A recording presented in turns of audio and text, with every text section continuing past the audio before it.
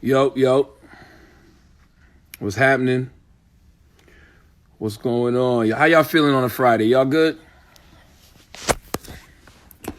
Y'all feel good on a Friday? Huh?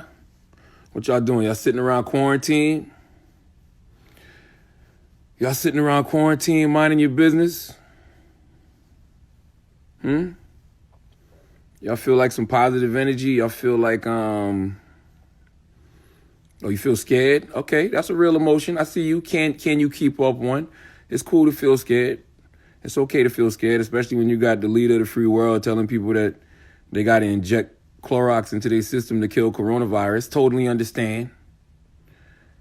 Michael Arthur said, donkey of the day is me thinking Trump meant to inject yourself with Lysol. What the fuck did he mean? What was he talking about then? He said disinfectant, you dickhead.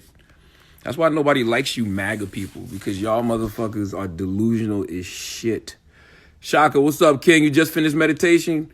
Beautiful. Shaka Singhal, beautiful, man. It's hard for me to meditate. I learned how to meditate by going to Inception in Farmington, Michigan. Like that Inception showed me how to have that level of stillness that I need. Oh, there go. Hold on one second. Hold on. Boom. Here we go. Speaking of all of that good stuff. Speaking of meditation and Hi, can you brother. hear me? Yes, sir. How are you? Can you hear me? Yeah, I can hear you. Can you hear me? You're on. Can you hear me? Yeah, you're on. I'm on, but I can't hear. You can't hear me? Okay. I can't hear But Charlamagne. he can't Hey. hear. Can y'all hear I know us? he's waving at me, but I can't hear him. I think you got your phone on mute or something. Because I can hear you. Hello, Charlamagne. I can hear you. Can y'all hear Deepak? Unmute your phone. Deepak, is your phone muted? It's not muted. I think your phone muted, Deepak. I can see him, but I can't hear him. They're saying that they can hear us He both. says he's with Deepak Chopra. We can hear both of you. Okay, if you can, but I can't hear Charlamagne. Yeah, he can't hear me. That's So weird. what do? I can't hear Charlamagne. I wonder why They can hear me. Unmute. How do I unmute? Where is the mute button? Where is the mute button? How do I unmute? Help us out. How do I unmute? How does he unmute? Because you're having it through my phone. How do I unmute? They said they can hear us both. That's weird. Is Somebody it here? said your laptop sound or phone sound is turned on me. I'm talking to him like he can hear me. Turn the volume up on your phone. Yeah, it's maximum. Yeah. What about now? Somebody said just turn the volume up on the side. Is your volume low, Deepak? What about now? Yeah, can you hear through my phone? Can you hear through my phone? Hello? Hello? Hello? Hello? Yeah, I can. I'm on Rita's phone, but I can see him. He can see me, but it says check the volume. The volume is as high as it possibly could be. Do you have mute? See if you have the mute switch on. And it's not on mute at all, so. You want to restart? Let's reconnect. Click the microphone. Make sure you're not on Bluetooth. Okay, let me see if I'm not on Bluetooth. Okay. Turn off the Bluetooth, OG. You know OG on the Bluetooth.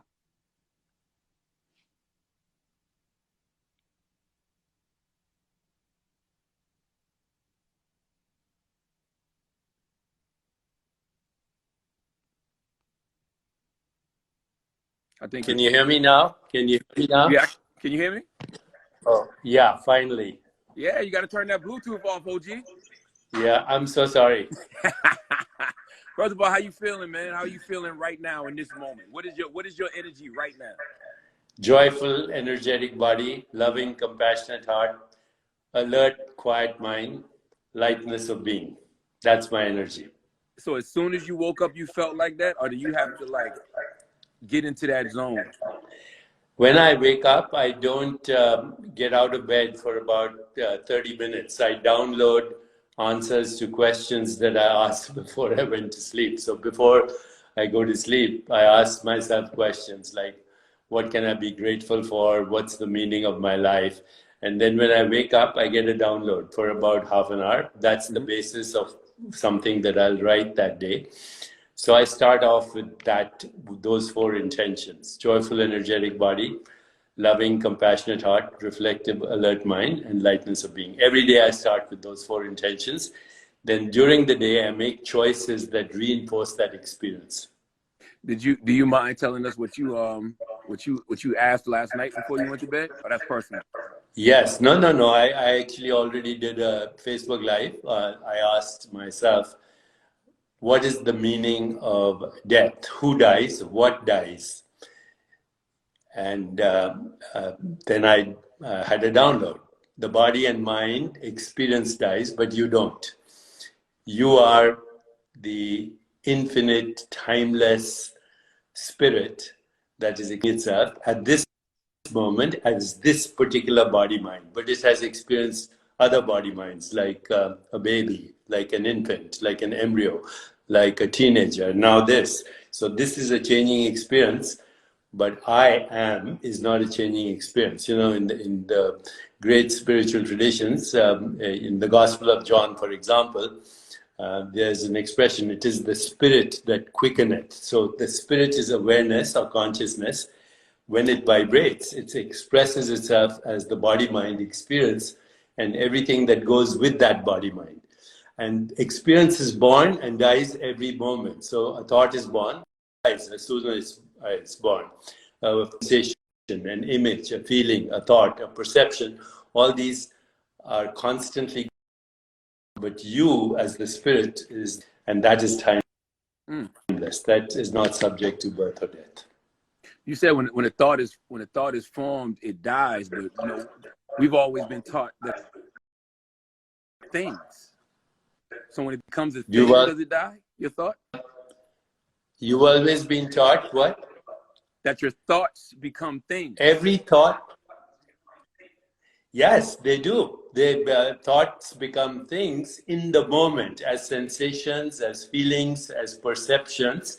So thoughts trigger activity in your soul, in your being, in your spirit, in your awareness for what we call things. So, you know, if I ask you, what is this? You'd say it's a watch. But that's a human construct. Before you know it's a watch, it's just a color, a shape, an experience. Who's having the experience? Your spirit is having the experience. So this watch is a symbolic representation of you and me right now as consciousness. Before we can call it an object, it's an experience. And it's an experience in our consciousness, in our awareness, in our spirit, in our soul. That soul, that spirit, that awareness never changes. It's the same. When you say, I am, that is the only truth. I am Deepak Chopra is a momentary fluctuation, a vibration of that. In cosmic time, it's not even a fraction of a second. But I am is eternal. That's why, you know, when Moses asked the fire, the burning bush, what's your name? The answer is, I am that I am. Or Jesus, when he says, before Abraham was, I am. So I am is the presence of being, or presence of awareness, or presence of spirit, whatever you want to call that, in which all experience happens. And that presence is you, the real you. This is a symbolic expression of the real you. I hope that makes sense. Do you think your consciousness goes with you after you physically die? Because I was having this conversation with Debbie Brown, our friend Debbie Brown. Right. And I went down this rabbit hole of people who died for moments, but they said they could see their actual death. Do you believe that? Yes, I do. I think you can believe you can die consciously. And in the Eastern wisdom traditions, it's called Mahasamadhi, the big meditation. So you actually close your eyes. You have the intention that you've been there, done that. You want to go on your onward journey. You close your eyes and you go into the big meditation. That's how I intend to live. Yeah, that's crazy because I always said, like, and I said it jokingly, but I was like, people wake up dead. I was like, yo, be thankful because some people woke up dead this morning, but you See, really you believe are in that? absolutely right, correct. Right now, you are in a dream, and you call it everyday reality. This is a dreamscape. It's a VR experience. We are in an immersive, augmented VR experience. Your body, your mind is part of that VR experience. You are projecting this experience right now as a human being, human consciousness, human brain, human body. Okay, it's not the experience of an insect with 100 eyes or a dolphin or a bat that knows the world through the echo of ultrasound. This is uniquely your experience, and that you is eternal. It does not die. It only recycles itself as this experience. You've been recycling yourself since you were born. You know, first you were a fertilized ovum, then you were an embryo, a zygote, an infant, a baby, a teenager, now this. So this is an appearance that you are experiencing. This body and this mind and this world is an appearance that you are experiencing, but you are not the experience. The experience is a symbolic expression, a story you're telling yourself. So when you change your story inside, you change your experience. That's Ooh. what you mean by thoughts becoming things. So what do you think? What do you think intuition is? Is intuition like actually you really feel something because you feel something because something is about to happen, or because you've actually been here before? You've So you been know there what's to come. before. You've been there before. It's a deja vu. And, you know, many times you actually go to a location and you haven't seen that location since you were a child. And suddenly you see it and you remember that you were there. And that's what all deja vu experiences are. They are memories, fragments of memories of experiences you've already had. Wow. As a soul, as a spirit, not as a mind, not as a body, but as a spirit. Wow. Yeah, let me ask you a question, Deepak. Who do you go to when you need inspiration? Because so many people come to you. Who do you go to? I go to my inner silence. I step out of the world of thought. I observe my thoughts. I don't try to change my thoughts. I observe them. And then I detach from them and I step into the gap between thoughts. The gap between every thought, the gap between every breath, the gap between every experience, perceptual, the gap between every emotion is the same gap. And in that gap is the infinite mind of the universe, whether you want to call it God or Allah or whatever, you know, it doesn't matter what you call it. But before and between the experiences is the infinite mind that localizes as the individual mind. So you are like a drop in the ocean of God's mind, if you want to call that ocean God's mind, you are a drop. But as the great spiritual traditions say,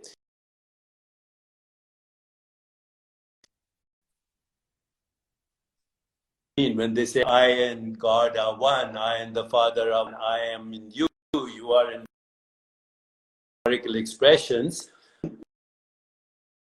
in which we are all. God is dreaming you, me, and this universe into existence and changing the dream every moment.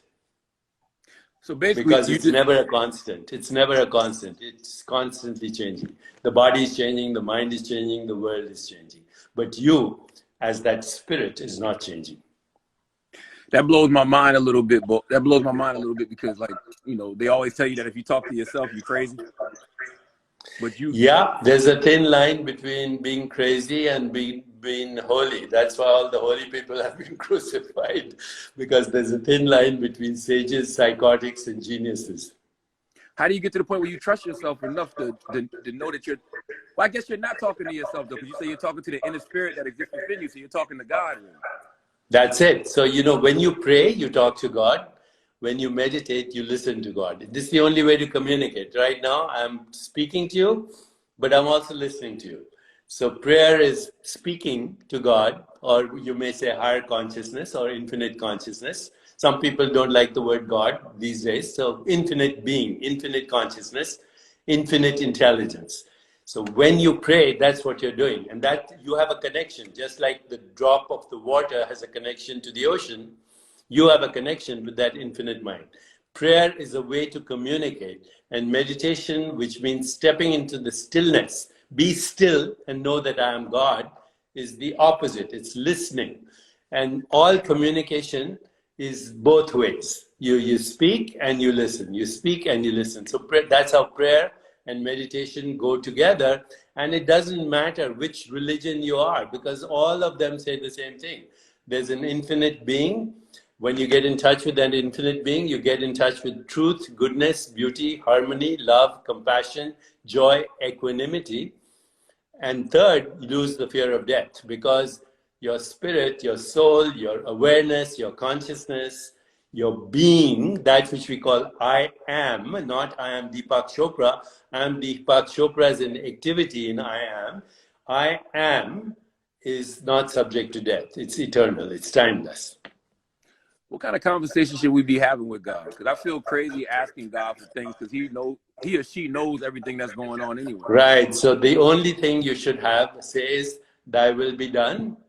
I surrender to your wisdom.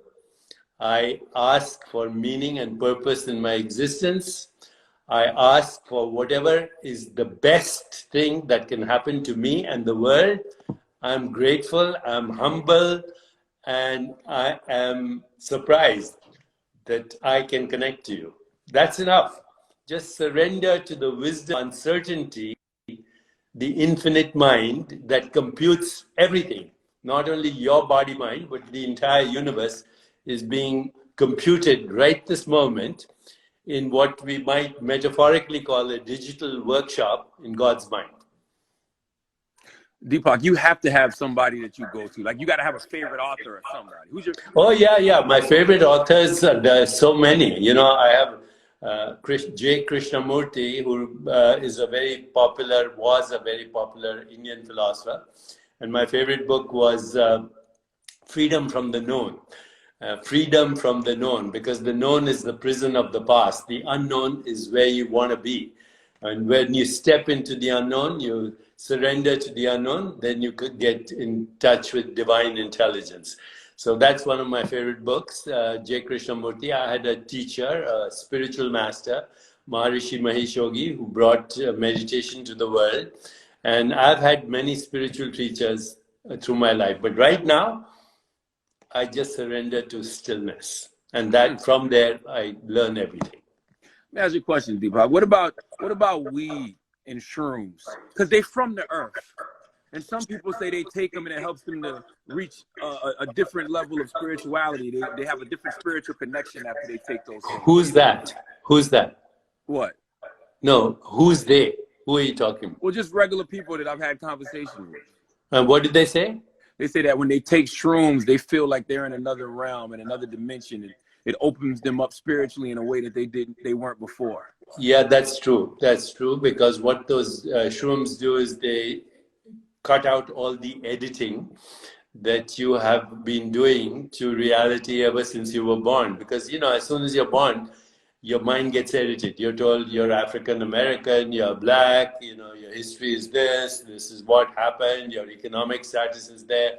That conditions you into only a limited reality. So these things like mushrooms, ayahuasca, etc., are medicines used by indigenous people throughout the world, in Africa, in South America, and in indigenous people who were connected to nature. These substances were used in shamanic rituals to go beyond the edited, conditioned human mind.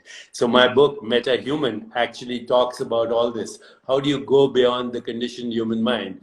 Yes, you can do that through shrooms or ayahuasca, through ceremonies, but you have to be careful because, you know, if you like it too much, there's a potential for addiction. But although these substances usually are not addictive, like alcohol is, or cigarettes are, or nicotine is, these substances are not usually addictive, but they should be done under supervision by experts who know. And these days, there's a lot of interest in medicine, in biology, among psychiatrists, you'll see you'll see much more literature in the future about this. Have you ever done anything? Yeah, I did it when I was in medical school. When I was 17, 18. That's a long time ago. I'm 73 now. I did mushrooms. I did ayahuasca. I did LSD. And that was all in the 70s, by the way. And I never felt the need to do it because I can get there now just through stillness, just through meditation. So you telling me that when you took that stuff back in the day, you're able to get there now without rolling up a joint, without taking the shrooms? Really? That's right. That's right. I'm there right now, actually. Wow. I want to ask you, do you have any entertainers that you like? Yeah, lots. You know, I was very close friends with Michael Jackson. I taught him to meditate. I'm friends with P. Diddy. I have a lot of musicians that I'm friends with. Alicia Keys, I actually officiated at her wedding ceremony. I did the ritual for her, Alicia Keys. I saw a picture of you and Michael Jackson. I don't know if this picture is real, but y'all were meditating, sitting yogi style, and you was levitating? Yes, yes. That ain't real. It's real, it's real, yeah. How do you lift your arm up? Lift your arm up right now, okay? How did you do that? What you mean? You had an intention, you know? It started with a thought, right? Yes. And then your arm lifted. So your thought became this experience, right? Yes. Nobody knows how this happens. Even scientists don't know how this happens. The thought and the body are made of the same thing. They have to be made of the same thing. And what we call that same thing is spirit. So when you're in touch with awareness, a thought can trigger a biological response. In this case, your body lifts off. But as soon as you become aware that your body is lifting off and your mind interferes, you come right back down. This is a well-known technique in meditation. Thousands of years. You might think I'm a little crazy, but maybe not. When I was a kid, and I grew up a Jehovah's Witness. Correct. I would walk outside of the Kingdom Hall, and I would like jump, and I would be looking down at the building, and I was doing that. So that is called, you know what that's called? That's called non-local experience. You're seeing yourself through the consciousness of an infinite, non-local, eternal consciousness that we call God. So when you're in touch with your spirit, then you can experience yourself as from above or from any angle, because your consciousness cannot be contained in your body. Your consciousness is infinite, so it can't be contained. There's no container for consciousness. There's no container for the spirit. The body itself is an experience in consciousness. I'm in the world, it's not true. The world is in you. I'm in the mind, it's not true. The mind is in you. I am in this body, not true. The body is in you. Body, mind, and world are activities in your spirit, of your spirit. You make me think about, because I'm thinking about, it's this great documentary on ESPN right now called The Last Dance. And we all look at Michael Jordan and the amazing things he did on the court. And Larry Bird even once said, that's God in a universe. Yeah, Larry Bird, Michael Jordan. Yeah. Larry Bird, Michael Jordan, Kobe, God bless him, all these people, when they were in their peak moments, they were connected.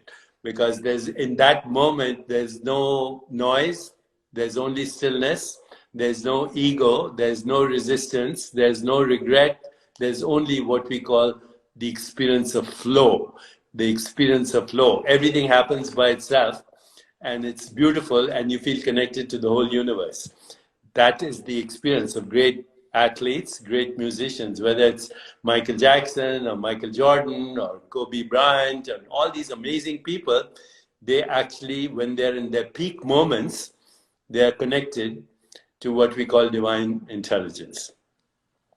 What would you call, mental health issues that people deal with, like anxiety or, like I always say that I like to use my anxiety as a superpower.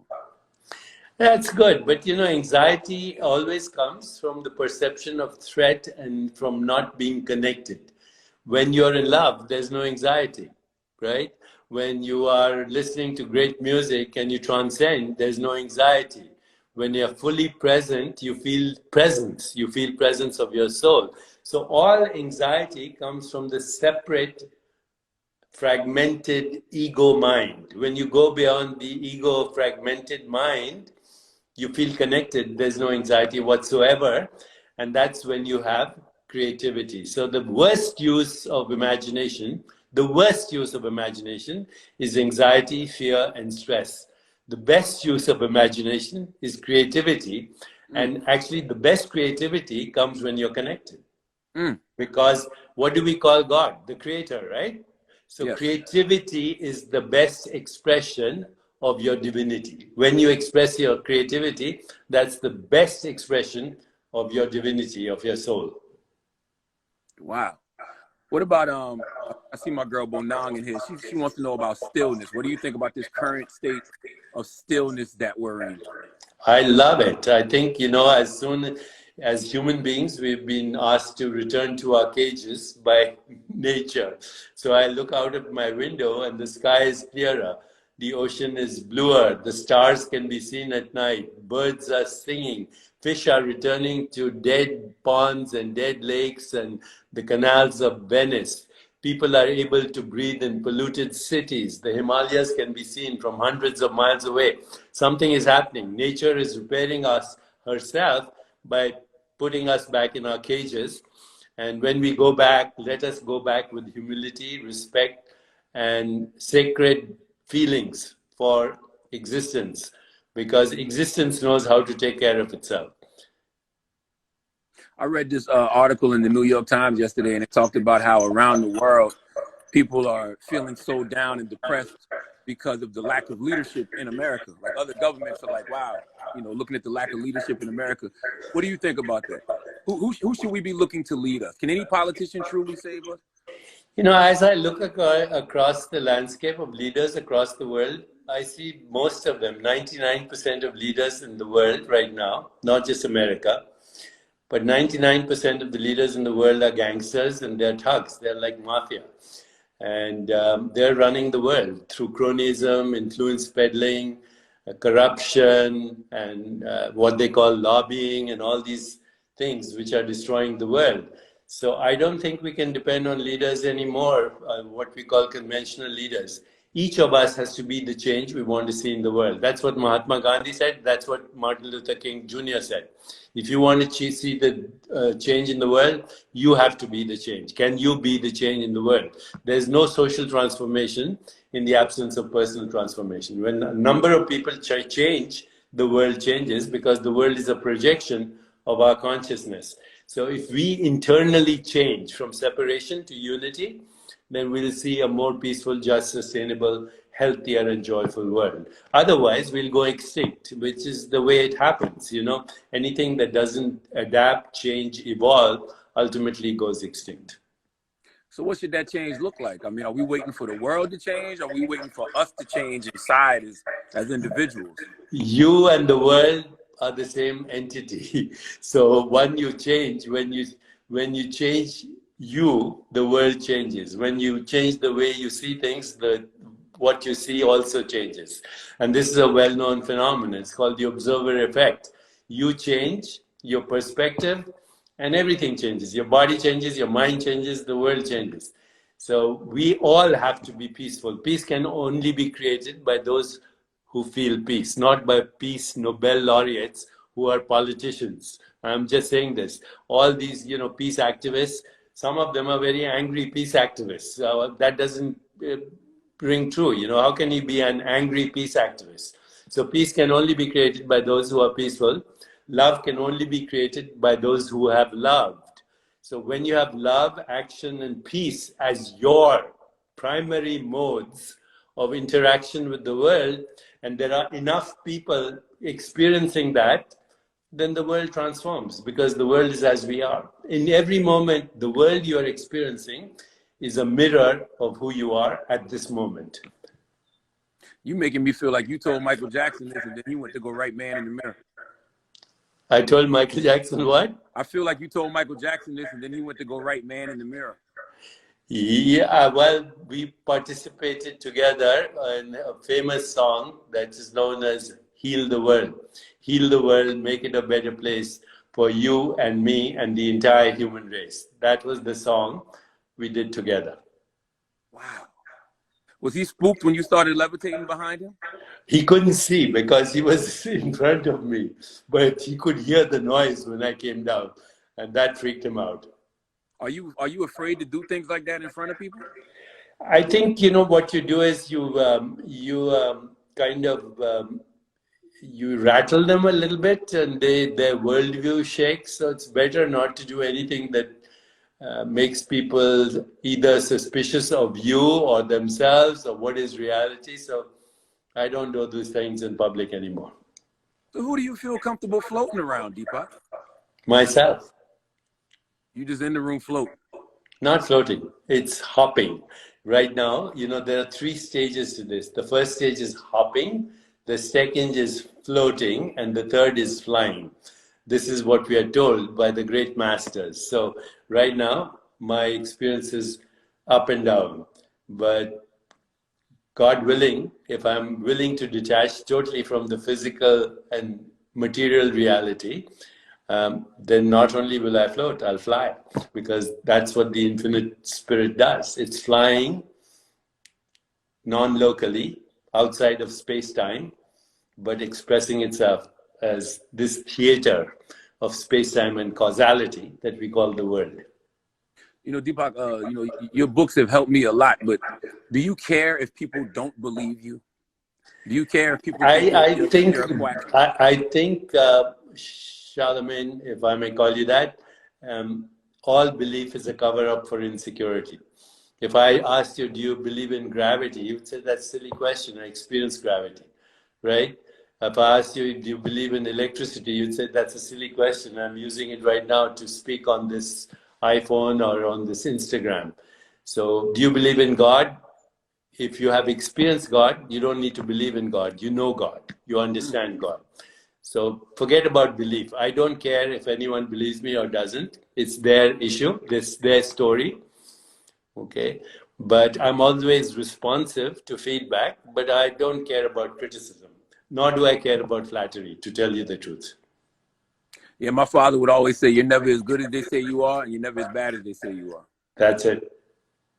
I want to ask you about the law of least effort before we get out of here, man. That was a law that really helped me. But does the law of least effort mean we shouldn't be working? What exactly does the law of least effort mean? So at this moment, are you working to make your heart beat? Answer me. Yes. What are you doing to make your heart beat? What are you doing to make you mean as far as physically? No, I'm not. Yeah. I'm not working to make my heart You're not working to make your heart beat, to breathe, to regulate your immune system, to digest your food, to regulate your endocrine system, to regulate your biology. It's all happening. What did you do to get from a fertilized egg to where you are right now? It's all the evolution of the universe. So at the most fundamental level, everything is happening by itself. Hard work, exacting plans, driving ambition are the ego mind. But as you go beyond the ego mind, you feel grace, you feel fulfillment of desire, you feel intuition, creativity, a higher calling, vision, you feel joy, you feel ecstasy. You have what is called good luck. Good luck is nothing other than spontaneous fulfillment of desire. Good luck is opportunity meeting preparedness. And why? What is the preparedness? You're connected. And the opportunity is right here, right now. And you don't have to think about it. You go what is called spontaneous right action, intuition, no resistance, no regrets, just flow. That is the law of least effort. So the law of least effort says do less, accomplish more, and ultimately do nothing and accomplish everything. But that level, you have to be directly connected to God, which is called the miraculous life. This is my last question. Is there such thing as good or bad? Because I feel like there is no such thing as good or bad. It's just one long process that we go through. Yes, good, bad are human constructs for evolution and lack of evolution. So when you're stuck, when you feel resistance, you feel contracted, you feel fearful, then you do things that people interpret as bad. When you feel connected, you're evolving, you have clarity, you have intuition, you have creativity, you have love, you have compassion, then you're evolving, and your behavior then is what people call good. But good and bad are actually impulses and excitations of the infinite. If the infinite is infinite, then it includes everything. Can't exclude, say, I'm only for the saints and not for the sinners. I'm only for the sacred and not for the profane. I'm only for the divine, but the diabolic is also part of the infinite. So once you understand that all life is the conflict of contained opposites, but without the opposites, there's no experience, then you stop this whole judgment thing. So-and-so is good, so-and-so is bad. It doesn't matter who they are. They're doing the best they can from their state of awareness, and that includes Mr. Trump. Wow. Deepak, thank you, man. So at that point, you forgive everyone, not because they deserve forgiveness, but because you deserve peace. It's very hard to forgive Trump right now when he's telling people to inject themselves with disinfectant in order to kill coronavirus. Well, maybe he should try it himself first. Would you recommend that? It's up to him. It's his choice. From his state of awareness, he's capable of anything. Very true. Hey, Deepak, I want to thank you for raising the vibration on my Instagram on a Friday, man. Oh, thank you. Thank you, Charlamagne. Your new podcast is available. Yeah, it's called Now for Tomorrow. Now for Tomorrow. That's available now. And I want people to go order MetaHuman. I ordered MetaHuman this week, so I'm waiting on it to come. Thank you, sir. Deepak, I appreciate you, brother. Take care, brother. I'll be back when you want me. Absolutely. Thank you. Peace. Thank you. Bye-bye.